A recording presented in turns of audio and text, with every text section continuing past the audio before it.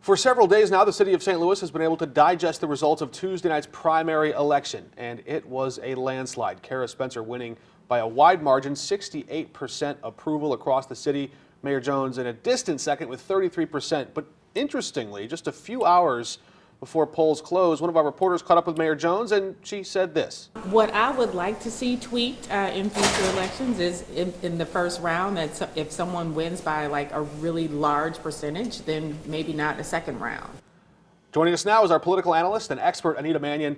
Thank you for joining us. Thanks for having me. Do you think Mayor Jones wishes she had that statement back? Yeah, it's interesting. You know, the polling sort of indicated that Spencer had the lead, but she even won with a bigger margin than expected. So yeah, Mayor Jones might wish she could take that clip back. And just a few days before the election, a Remington research poll said Cara Spencer might be at 51%, Mayor Jones at 34%. And we asked Mayor Jones about the poll. She goes, "Oh, I always outperform those things. They always miss my supporters." And it was the other way around. She underperformed, and Cara added 17 points to her poll totals. Yeah, I think approval voting also makes the polling a little challenging because people can vote for more than one candidate. So if in the polling you just choose one, but when you cast your ballot you choose more than one, it can make those numbers a little different. I won't ask you to get out your crystal ball because I know predictions are always tough in this environment. But I do know that advisors to Mayor Jones were saying just a few days before the polls opened, well, if we can, we don't think we're going to win, but if we can get within 10 or 15 points, we'll be competitive, and we think we can close the gap over that 5-week span. They got blown out by 35. They sure did. Is that an insurmountable lead? I mean, like you said, it's hard to make predictions, and these local races are very low turnout, so if Mayor Jones can really spark a constituency to come out, she could close that gap, but I'd much rather be in Cara Spencer's position than Mayor Jones. Yeah, and how do you evaluate the breakdown? We saw Cara Spencer win 10 of the city's 14 wards. Mayor Jones win 4, but barely. In the 14th ward, she won by just one vote. So Alderman Rasheed Aldridge might have been the deciding vote. We'll see if we can get him on the record soon and figure out which way he's leaning in this race officially. But it's interesting that in parts of North City, Cara Spencer gave her a contest a lot closer. In South City, it was a blowout. Right.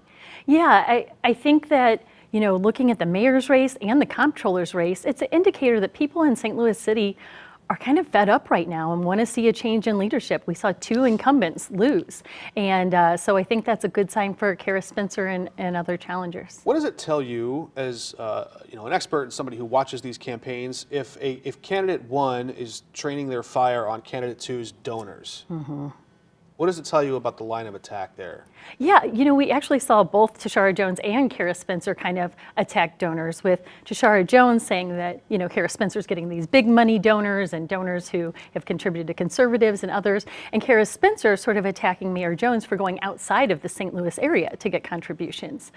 I will tell you, colleagues and I did a research study on St. Louis City mayoral elections, mm-hmm. and one thing that we found is that Black women get smaller dollar donation than Black men, or white women, and they also have to go out of state and tap other networks to get campaign contributions, so that actually wasn't surprising to me.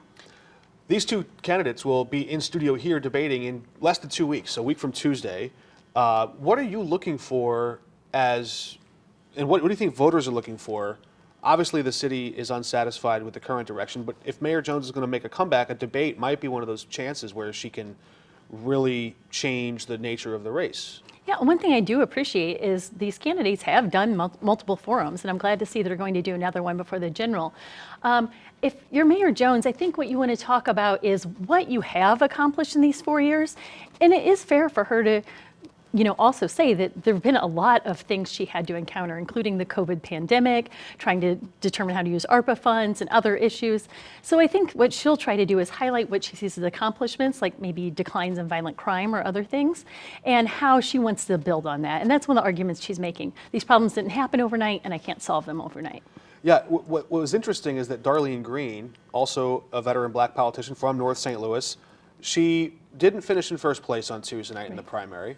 But she competed. Yeah, much closer than the mayoral race. The campaign for change didn't seem to sweep her as far out of first place as it did the mayor. What do you make of that distinction? Well, I think the comptroller, probably a lot of people don't even know what that position does.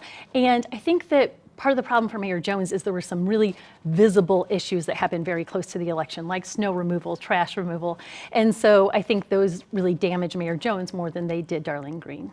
And the fact that Darlene Green, in trying to survive, sees Mayor Jones as a punching bag, Yeah. what does that tell you?